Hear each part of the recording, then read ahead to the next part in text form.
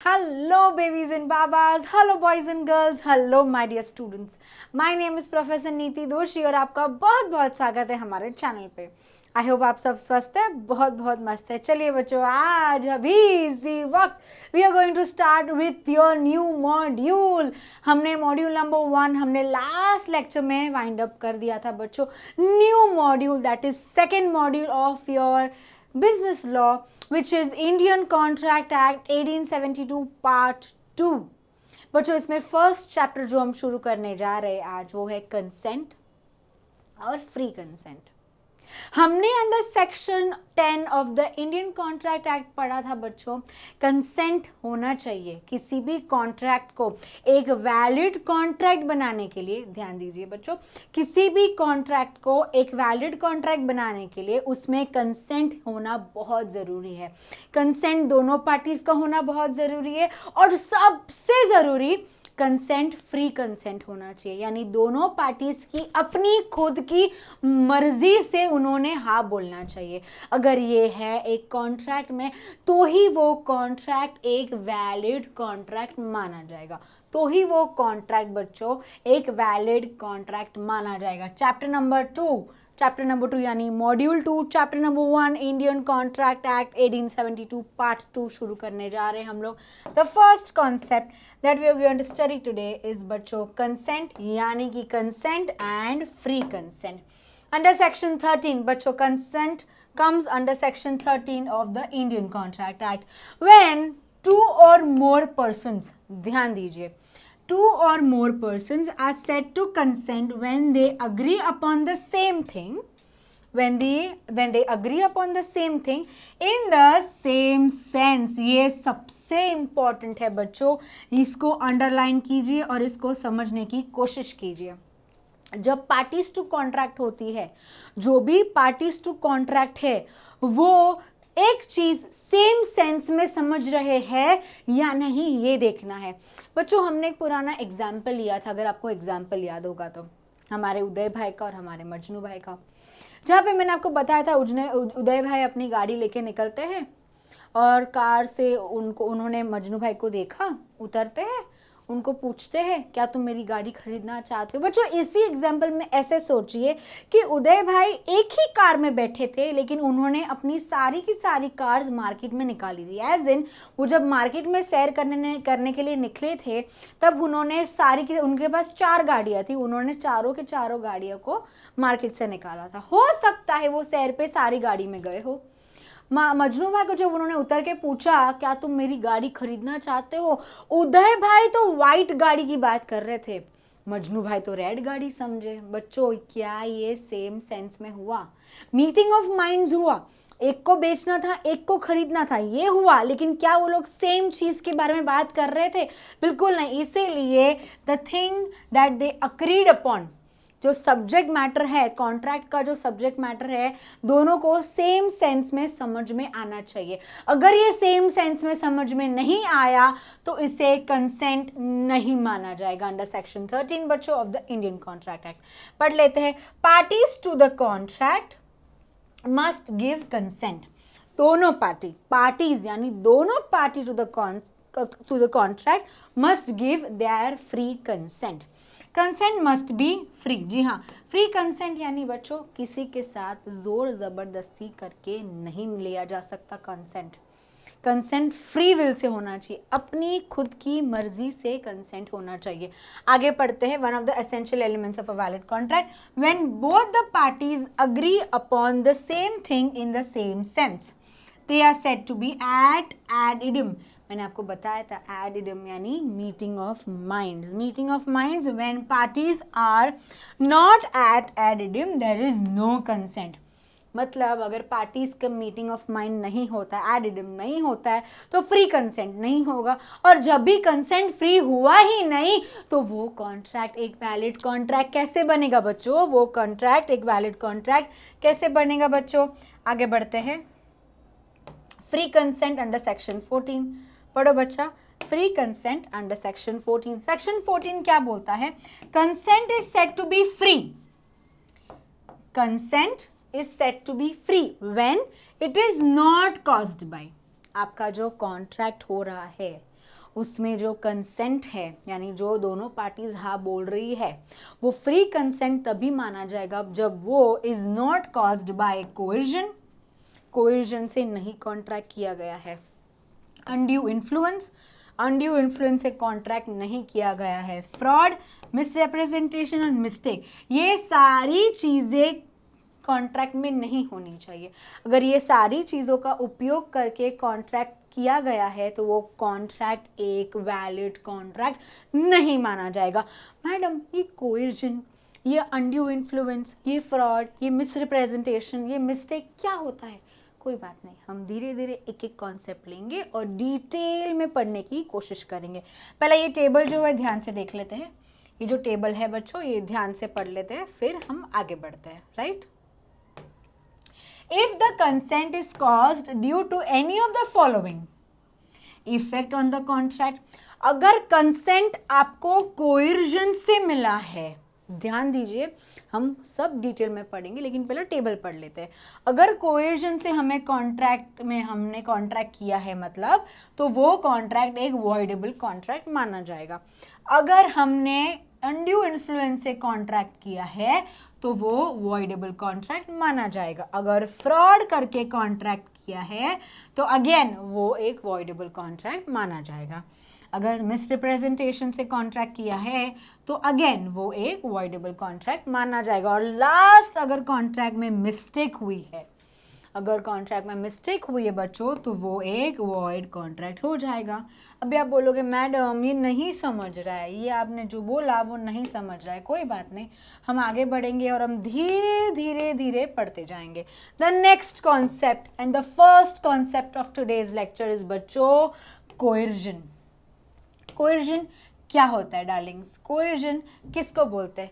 किसी के साथ जोर जबरदस्ती करना, किसी को बोलना कि तू मेरे साथ कॉन्ट्रैक्ट कर, नहीं करेगा ना तो मैं तुझे हानि पहुंचाऊंगा, तू मेरे साथ कॉन्ट्रैक्ट कर, इसे कोएर्जन बोलते हैं।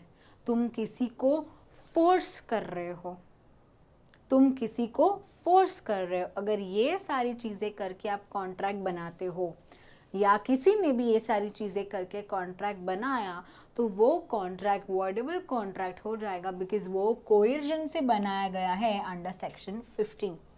किसी को भी थ्रेटन करना, किसी को भी डराना, किसी को भी धमकाना, ये सारी चीज़ें अगर आपके साथ हुई है या किसी एक्स पर्सन के साथ हुई है या किसी पार्टी टू कॉन्ट्रैक्ट के साथ हुई है तो इसे कोएर्जन माना जाएगा और ये कॉन्ट्रैक्ट को एक वैलिड कॉन्ट्रैक्ट नहीं माना जाएगा। बच्चों पढ़ लेते हैं कोएर्जन का मतलब क्या होता है। Coercion is committing or threatening to commit.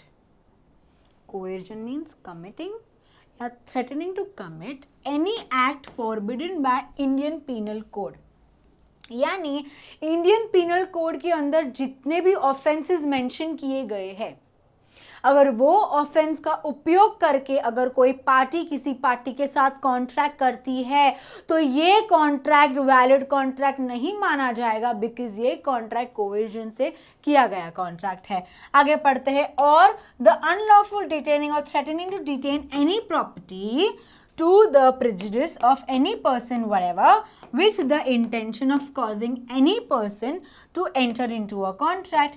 Madam ये नहीं समझा हमको, मैडम ये नहीं समझा हमको। कोई बात नहीं, डिटेल में पढ़ते हैं। आपको अगर याद होगा तो बच्चों मैंने एक एग्जाम्पल लिया था, बहुत पहले की बात है ये, हमने लिए थे मिस्टर ए। एक था मिस्टर ए जिसका बहुत ही सुंदर सा एक घर था। आपको याद है बच्चों, बहुत ही सुंदर सा एक घर था। एक थे मिस्टर डी जो था वो एरिया का बहुत डेंजरस गुंडा यानी कि डॉन। एक दिन वो निकलता है, उसकी नज़र ये घर पे पड़ती है। वो ये घर के ओनर से यानी मिस्टर ए से मिलना चाहता है और मिस्टर ए को बोलता है ये घर बहुत ही सुंदर है, कितने में बेचेगा? मिस्टर ए बोलता है मेरा घर एकदम परफेक्टली फाइन है, I am very much stable in life, I am financially very stable, मैं ये घर नहीं बेचना चाहता। मिस्टर डी यानी कि डॉन बोलता है तू ये घर बेच रहा है या मैं ज़बरदस्ती करूं? क्या बोलता है वो? तू ये घर बेच रहा है, मेरे नाम कर रहा है, या मैं जबरदस्ती करूं? बच्चों ये था perfect example of a कोएर्जन।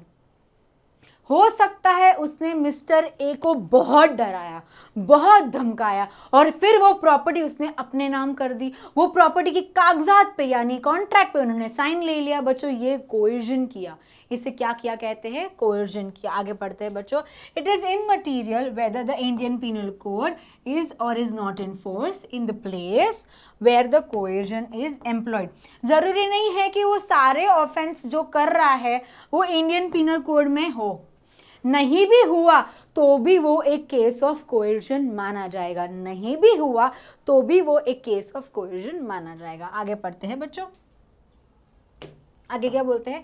Essentials of coercion. Essentials of coercion, the first is, कौन सी चीजें ऐसी है जो आपको देखनी है, उससे प्रूव होगा कि इसमें कोएर्जन, ये कॉन्ट्रैक्ट में कोएर्जन हुआ है या नहीं है। द फर्स्ट एसेंशियल इज बच्चों, कोएर्जन में प्रोसीड फ्रॉम एनीबडी। ये बहुत इंपॉर्टेंट पॉइंट है, सिर्फ सुनो और एग्जाम्पल के थ्रू समझने की कोशिश करो। कोएर्जन में proceed from anybody, even a person who is not a party to the contract, who is not a party to the contract and may be directed against even a member of his household. देखिएगा बच्चों, directed against the member of the household, not necessarily the contracting party. इसको समझने के लिए एक example की कोशिश करते हैं। हमारा सेम एग्जाम्पल कंटिन्यू करते हैं बच्चों। ये है एक बहुत ही सुंदर सा घर। ये घर किसका था बच्चों? मिस्टर ए का। मिस्टर ए का ये था इतना सुंदर सा एक घर। मिस्टर डी की नज़र यानी जो डॉन है उसकी नज़र इसके घर पे पड़ती है। ये कौन है बच्चों? Mister D. मिस्टर डी यानी डॉन, इसकी नज़र इस घर पे पड़ती है। जैसे वो जाता है मिस्टर बी के साथ बात करने कि मुझे ये घर खरीदना है, वो बोलता है ना मिस्टर ए को, मुझे ये घर खरीदना है। मान लो मिस्टर ए ने मना कर दिया। मिस्टर ए ने मना कर दिया कि नहीं, मैं ये घर नहीं बेचूंगा। अभी मिस्टर ए के घर में रहता कौन कौन है? ध्यान से समझिए बच्चों। मिस्टर ए के घर में रहता है एक मिस्टर ए, एक उसकी वाइफ मिसेस ए, एक उसका सन और एक उसकी डॉटर। एक उसका सन और एक उसकी डॉटर, ये 4 जन मिलके ये खूबसूरत से घर में रहते हैं।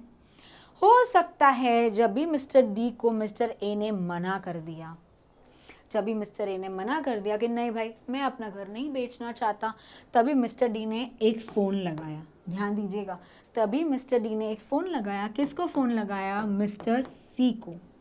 मिस्टर सी है एक क्रिमिनल, यानी वो एक किडनैपर है। मिस्टर डी ने मिस्टर सी को फ़ोन लगाया और बोला कि ये एड्रेस, मैं देखो एड्रेस भेज रहा हूँ, ये एड्रेस का एक घर है जिसमें एक बेटा और एक बेटी रहते हैं, उसको किडनैप करके मेरे पास लेकर आ। ये किडनैपिंग कर कौन रहा है बच्चों? ये किडनैपिंग कर कौन रहा है? मिस्टर सी। किडनैप हो कौन रहा है? सन एंड डॉटर, जो कि पार्टी टू कॉन्ट्रैक्ट नहीं है। जो क्राइम कमिट कर रहा है वो पार्टी टू कॉन्ट्रैक्ट नहीं है, और जिसके साथ ये हो रहा है कोएर्जन वो पार्टी टू कॉन्ट्रैक्ट नहीं है, दूसरे ही लोग कर रहे हैं, बट तो भी इसे कोएर्जन माना जाएगा, तो भी इसे कोएर्जन माना जाएगा। अब पढ़ेंगे बच्चों तो आपको समझ में आ जाएगा। आगे बढ़ते हैं। कोएर्जन इंक्लूड्स, क्या बोल रहा है? Coercion includes physical compulsion, physical compulsion, fear and even danger to goods. Physical compulsion हो सकता है ना, वो लोग गुंडागर्दी करके, ज़बरदस्ती करके घर में आ गए, घर में घुस गए, घर में से निकलने का नाम ही नहीं ले रहे। हो सकता है वो लोग डराने की कोशिश कर रहे, हो सकता है वो लोग धमकाने की कोशिश कर रहे, हो सकता है वो लोग बोल रहे हैं कि तू घर मेरे नाम कर दे वरना मैं तेरे घर को डिस्ट्रॉय कर दूंगा। बच्चों इसे भी कोएर्जन माना जाएगा, इसे भी कोएर्जन माना जाएगा। आगे बढ़ते हैं। Consent must be obtained by unlawfully detaining or threatening to detain any property. हो सकता है ना उसने उस घर पे कब्जा कर लिया, मिस्टर डी यानी कि जो डॉन है उसने उस घर पे कब्जा कर लिया, तो भी वो कोएर्जन ही माना जाएगा। आगे बढ़ते हैं। द एक्ट मस्ट, क्या बोल रहा है बच्चों? The act must have been done with the intention of causing any person, intention of causing any person to enter into agreement. Force हो क्यों रहा है, जबरदस्ती हो क्यों रही है, थ्रेटनिंग कर कौन रहा है, क्यों कर रहा है, क्योंकि सामने वाला पर्सन जिसके साथ ये सारी चीजें हो रही है वो अग्रीमेंट बना दे, वो कॉन्ट्रैक्ट एंटर कर दे, इसलिए तो इसे कोर्जन माना जाएगा।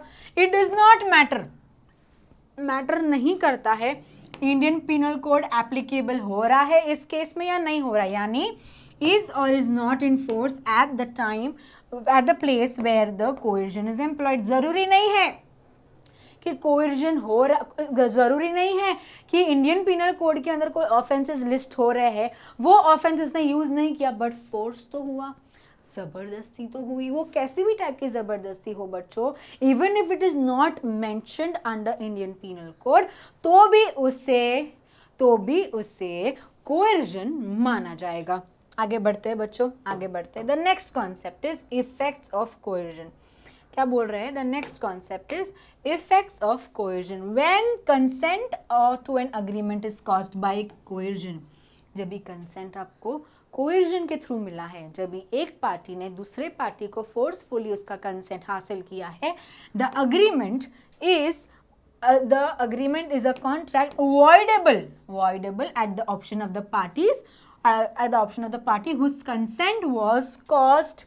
यानी इसका मतलब जो मिस्टर ए थे, जिसके साथ जोर जबरदस्ती हुई, जिसको थ्रेटन किया गया, जिसको परेशान किया गया, जिसके साथ ज़बरदस्ती की गई, ये जो मिस्टर ए है अभी इसकी मर्जी है, इसको जाके ये रिपोर्ट करना है या नहीं करना है। रिपोर्ट करेगा तो ये वॉइड गिना जाएगा, यानी ये वॉइडेबल है at the option of the party suffering to this. The next concept is बच्चों, the next point is a person. क्या बोल रहे हैं? A person to whom money has been paid. A person to whom money has been paid or anything delivered under coercion must repay and return it। हो सकता है ना mister D ने जो ज़बरदस्ती की मिस्टर ए के साथ, हो सकता है ना मिस्टर डी ने जो ज़बरदस्ती की मिस्टर ए के साथ, उसके अंदर उसने घर तो अपने नाम कर दिया, उसने घर तो अपने नाम कर दिया, बट उसने मिस्टर ए की सारे पैसे, सारी ज्वेलरी, सारी प्रॉपर्टी अपने नाम करा दी। किसने? मिस्टर डी ने। किसकी प्रॉपर्टीज? मिस्टर ए की। तो अगर मिस्टर ए उसको रिपोर्ट करता है, अगर मिस्टर ए उसको रिपोर्ट करता है, तो मिस्टर डी को ये सारी चीज़ें उसे लौटानी पड़ेगी, क्योंकि ये चीज़ें किसकी थी? ये चीज़ें एक्चुअली तो मिस्टर ए की थी, जो मिस्टर डी ने ज़ोर ज़बरदस्ती करके हासिल कर दी। लेकिन अगर उसने ये रिपोर्ट किया तो उसे ये वापस करना ही पड़ेगा। बच्चों the last point is he में रिसाइन, यानी कैंसल। बच्चों इस वर्ड का मतलब होता है cancel the contract with in a reasonable time under the specific relief act 1963। बच्चों जिसके साथ जोर ज़बरदस्ती हुई, जिसको थ्रेटन किया गया, जिसको परेशान किया गया, उसके पास टाइम है बच्चों, स्पेसिफिक टाइम है, वो टाइम के अंदर अंदर उसको एक्शन लेना है, और वो टाइम दिया गया है स्पेसिफिक रिलीफ एक्ट 1963। इस चीज़ को समझने के लिए एक इलस्ट्रेशन देख लेते हैं और हमारा एक कॉन्सेप्ट से आगे बढ़ जाते हैं। इलस्ट्रेशन कुछ ऐसा है बच्चों, A threatens to shoot B. A threatens to shoot B if he does not let out his house to A। जबरदस्ती कर रहा है कि मैं तुझे शूट कर दूंगा, मैं तुझे मार डालूंगा, तेरा घर मुझे दे दे। B agrees, B क्या बोलता है? B agrees to do so। This agreement is brought about by coercion। ये agreement कैसा बनाया गया है बच्चों? coercion से बनाया गया है।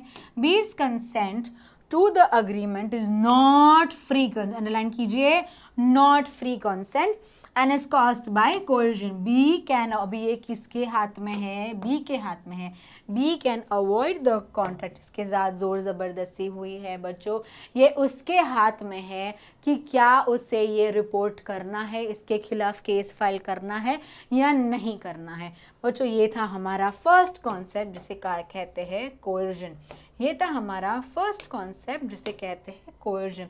द नेक्स्ट कॉन्सेप्ट मैंने आपको पहले बताया बच्चों, एक कंसेंट, एक फ्री कंसेंट होना बहुत बहुत ज़रूरी है। It is a very essential element it is a very essential element for a contract to be a valid contract. उसमें फ्री कंसेंट होना बहुत बहुत बहुत ज़रूरी है।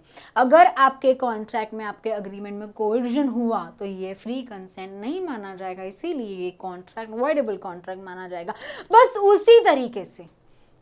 उसी तरीके से अगर अग्रीमेंट में भी अनड्यू इन्फ्लुएंस है, क्या होता है समझाती हूँ, पहले सुनिए। अगर अग्रीमेंट में अनड्यू इन्फ्लुएंस है तो भी ये कॉन्ट्रैक्ट एक वॉइडेबल कॉन्ट्रैक्ट ही माना जाएगा, बिकॉज अनड्यू इन्फ्लुएंस यानी किसी को गलत तरीके से इन्फ्लुएंस करना, किसी को गलत आइडियाज देना, झूठ बोलना, गलत फैक्ट्स बताना, लेकिन कन्विंस करना कि भाई तू मेरे साथ कॉन्ट्रैक्ट कर दे, अरे कर दे कुछ नहीं होगा, अरे ये तो सही है ना, अरे कुछ नहीं होगा। This is undue influence. आजकल के ज़माने में बच्चों एक बहुत ही मेजर अनड्यू इन्फ्लुएंस का एग्जाम्पल ऐसा है, आजकल के गवर्नमेंट बोलते हैं मेरे अकाउंट में तुम 1 लाख डाल दो बालक, मेरे अकाउंट में तुम 1 लाख डाल दो, तुम्हें मोक्ष मिल जाएगा, मेरे नाम अपना घर कर दो, तुम्हें स्वर्ग मिल जाएगा, तुम्हें डिग्री मिल जाएगी, तुम्हें धन संपत्ति मिल जाएगी, तुम्हें पैसा मिल जाएगा। ये सारी चीज़ें अनड्यू इन्फ्लुएंस में आती है। गलत तरीके से किसी को इन्फ्लुएंस करना, झूठ बोलना, गलत फैक्ट्स बताना, ये सारी चीज़ें अनड्यू इन्फ्लुएंस में आती है बच्चों। ध्यान दीजिए और पढ़ते हैं। A contract is said to be induced by undue influence where the relations subsisting between the parties are of such nature that one of the party is in the position to dominate the will of the other person and uses the position to obtain an unfair advantage over the other। इस case में एक जो party है वो dominant position पे होती है।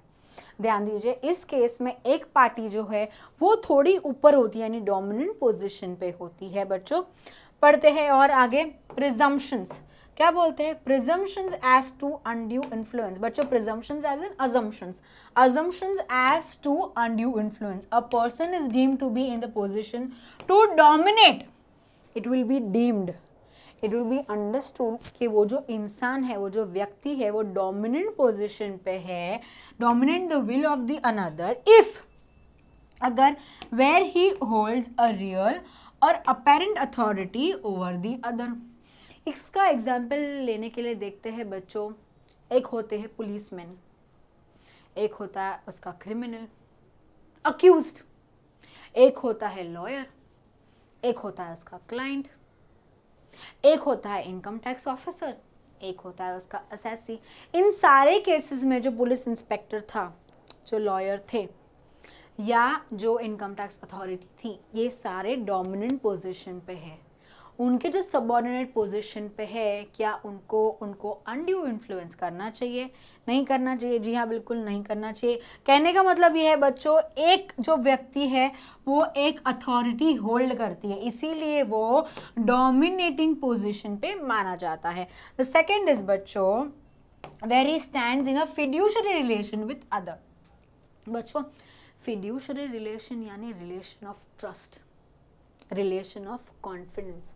यानी जब डॉक्टर के पास पेशेंट जाता है, सुनिएगा, जब डॉक्टर के पास पेशेंट जाता है तो डॉक्टर को उसको सही सलाह देनी चाहिए कि नहीं देनी चाहिए? Because they hold a fiduciary relationship. जब भी एक क्लाइंट लॉयर के पास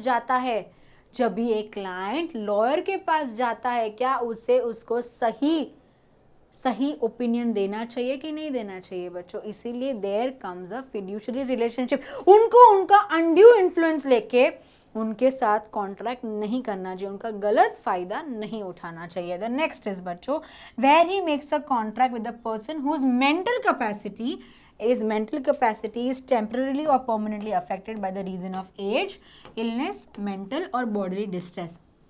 आप किसी बुजुर्ग आदमी के साथ कॉन्ट्रैक्ट करते हो, उसके साथ जोर ज़बरदस्ती करते हो, ये भी अनड्यू इन्फ्लुएंस में आता है। किसी ऐसे पर्सन जिसकी मेंटल कैपेसिटी अभी ठीक नहीं है, परमानेंटली ठीक नहीं है या टेम्पररी ठीक नहीं है, अगर आप ऐसे व्यक्ति के साथ भी कॉन्ट्रैक्ट करते हो तो वो भी अनड्यू इन्फ्लुएंस में आता है।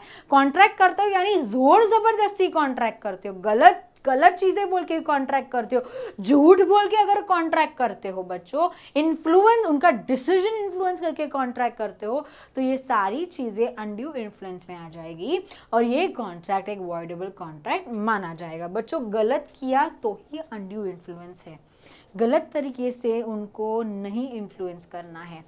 चलो नेक्स्ट पॉइंट बच्चों, इलस्ट्रेशन देख लेते हैं और क्लियरली समझ में आ जाएगा। अ मैन एम्फीबल्ड बाय डिजीज और एज, क्या बोल रहे हैं, अ मैन एम्फीबल्ड बाय डिजीज और एज इज इंड्यूस्ड बाय बीज influence, is induced by bees influence over him as to medical attendant। ए है एक बीमार व्यक्ति, एक एज वाले व्यक्ति है, बीमार व्यक्ति है। बी है उनके केयर टेकर, बी है उनके मेडिकल अटेंडेंट। बी ए को फोर्स कर रहा है कि मैं तुझे इतना तेरा ध्यान दे रहा हूँ, मैं तेरा इतना ध्यान रखता हूँ, I am a medical attendant, तेरा घर मेरे नाम कर दे। और फोर्सफुली उन्होंने ए, जो कि बहुत बुजुर्ग आदमी है, उसका कॉन्ट्रैक्ट पे साइन बी ले लिया, उसका कॉन्ट्रैक्ट पे साइन बी ले लिया। क्या ये कॉन्ट्रैक्ट एक वैलिड कॉन्ट्रैक्ट माना जाएगा? जी नहीं, बिल्कुल। It was employed by undue influence to carry to pay B's unreasonable sum for his professional service. B employs undue influence, ये जो बुजुर्ग आदमी थे उसके ऊपर अनड्यू इन्फ्लुएंस हुआ, ऐसे माना जाएगा। बच्चों आगे बढ़ते हैं। एसेंशियल्स, कुछ एसेंशियल्स है जो देखना बहुत ज़रूरी है इन ऑर्डर टू चेक कि अगर अनड्यू इन्फ्लुएंस है या नहीं है। क्या बोलते हैं देखिए, the transaction is caused by undue influence and is unreasonable when one of the parties is in the position to dominate the will of the other. Undue influence का एक बहुत ही मेजर फैक्टर है बच्चों एक डोमिनेटिंग पोजीशन, यानी क्या दोनों में से कोई भी पार्टी डोमिनेटिंग पोजीशन पे है, किसी को अदर पार्टी को डोमिनेट अगर कर सकते हैं तो इसमें अनड्यू इन्फ्लुएंस होने के चांसेस होते हैं। द नेक्स्ट पॉइंट इज बच्चों, the dominating party uses that position, जो डोमिनेटिंग पार्टी है that uses the position to obtain the unfair advantage over the other. इसको समझने के लिए बच्चों एक एग्जाम्पल लेते हैं, इसको समझने के लिए, ये पॉइंट्स को समझने के लिए एक एग्जाम्पल लेते हैं। मान लीजिए ये है मिस्टर डी, मान लीजिए ये है मिस्टर डी। मिस्टर डी है एक डॉक्टर, मिस्टर डी है एक डॉक्टर। ये है मिस्टर पी, ये है मिस्टर पी, ये है एक पेशेंट, इसको हार्ट की बीमारी है, इसको हार्ट की बीमारी है। ये जाता है डॉक्टर के पास और डॉक्टर को बोलता है, डॉक्टर मेरी ऑपरेशन कर दो, ये लाए हैं मैंने रिपोर्ट्स, मेरे रिपोर्ट्स चेक करो और मेरे ऑपरेशन कर दो। डॉक्टर बोलता है ठीक है चलिए ऑपरेशन कर लेते हैं। डॉक्टर बोलता है ठीक है चलिए ऑपरेशन कर लेते हैं। डॉक्टर को ये मालूम था कि मिस्टर पी ऑपरेशन के बाद नहीं बचेगा, क्योंकि उसकी बॉडी में ऑपरेशन करना सही चीज़ नहीं है ये टाइम पे, तो भी अगर वो ऑपरेट करता है। बच्चों डॉक्टर जो है वो डोमिनेटिंग पोजीशन पे है, डॉक्टर जो है वो डोमिनेटिंग पोजीशन में, उसको उसके पोजीशन का फ़ायदा अपने फ़ायदे के लिए नहीं उठाना। जस्ट बिकॉज ये उसको पे करेगा, जस्ट बिकॉज ये उसको ऑपरेशन फीस पे करेगा, डॉक्टर को क्या उसका ऑपरेशन करना चाहिए था? जी नहीं, बिल्कुल भी नहीं बच्चों। The next point is burden of proof. Burden of proof किस पे आता है बच्चों? जो डोमिनेटिंग पोजीशन पे है। इस केस में जो बर्डन ऑफ प्रूफ आएगा वो डॉक्टर पे आएगा, यानी डॉक्टर को प्रूव करना है कि उसने अपने पेशेंट को डोमिनेट नहीं किया था। अपने जूने एग्जाम्पल में मिस्टर डॉन यानी मिस्टर डी को प्रूव करना पड़ेगा कि उसने वो घर के ओनर यानी हाउस ओनर को उसने डोमिनेट नहीं किया था। Burden of proof comes on the person who is in the dominant position.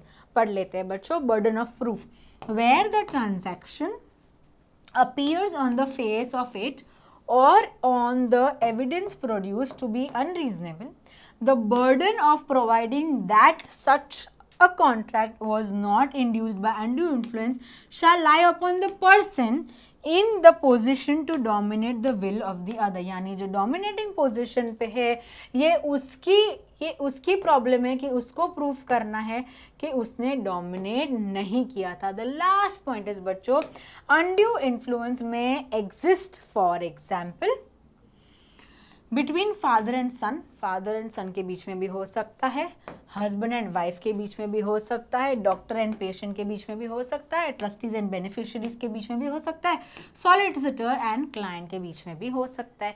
ये सारे रिलेशन में भी बच्चों अनड्यू इन्फ्लुएंस हो सकता है, जो ही तो आपको चेक करना है।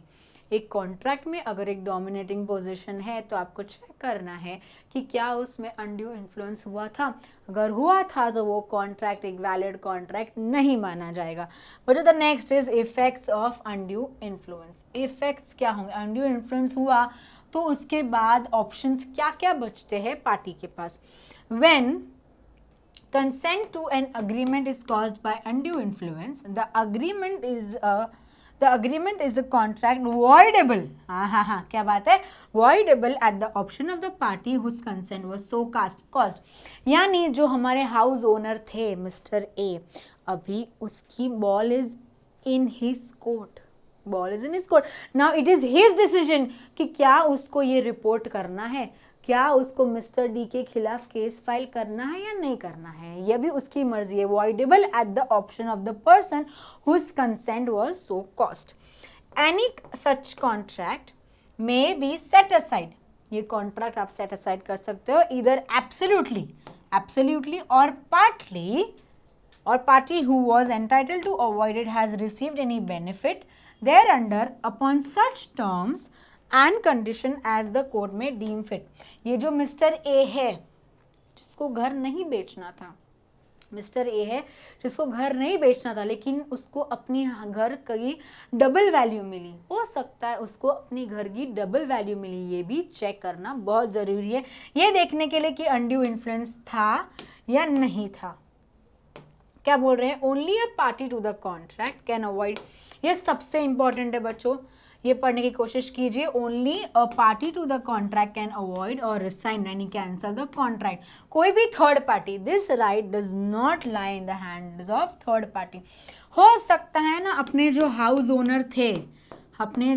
ओनर थे मिस्टर ए, और ये जो मिस्टर डॉन था जिसने उसके साथ ज़बरदस्ती की, ये ए के एक नेबर है मिस्टर सी, मिस्टर ए के एक नेबर है मिस्टर सी, जो ये सारी चीज़ें देख रहा है और ये कोर्ट में जा रहा है और कोर्ट में केस फाइल कर रहा है मिस्टर डी के खिलाफ। बच्चों ये नहीं कर सकता है, जो कॉन्ट्रैक्टिंग पार्टी है वो ही ये चीज़ को सेट असाइड करवा सकते हैं, कोई भी थर्ड पर्सन ये चीज़ को सेट असाइड नहीं करवा सकते।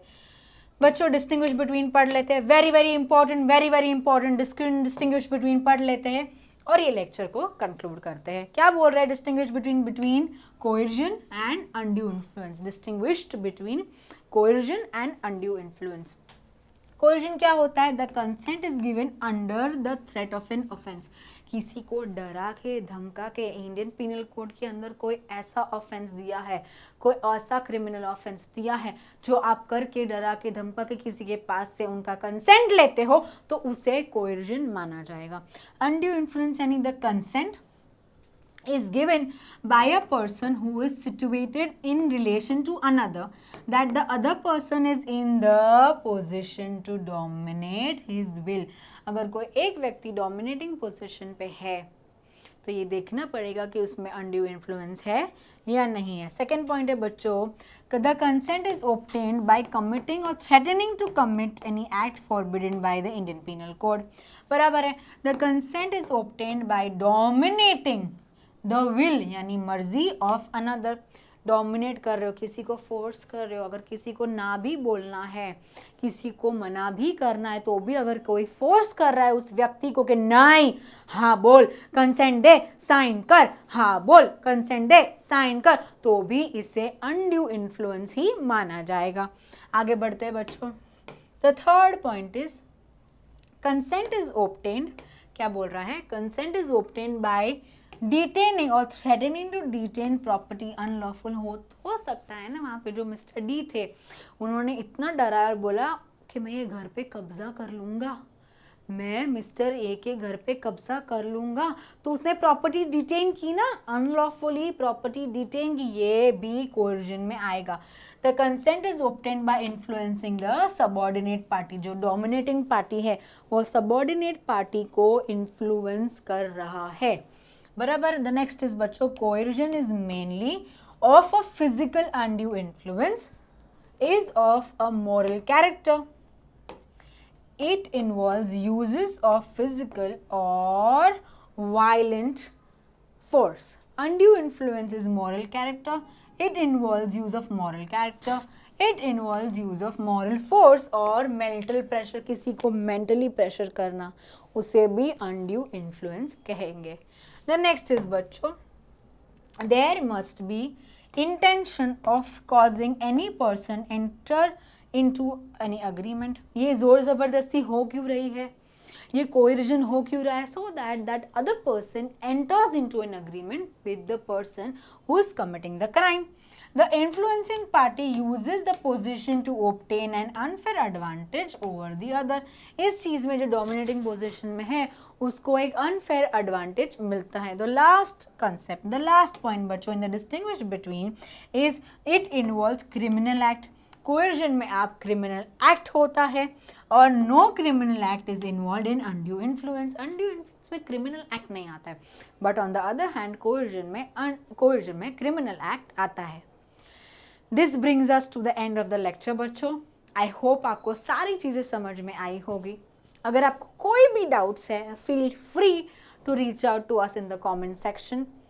Please like, share and subscribe to our channel. This is Professor Neeti Doshi signing off. Thank you.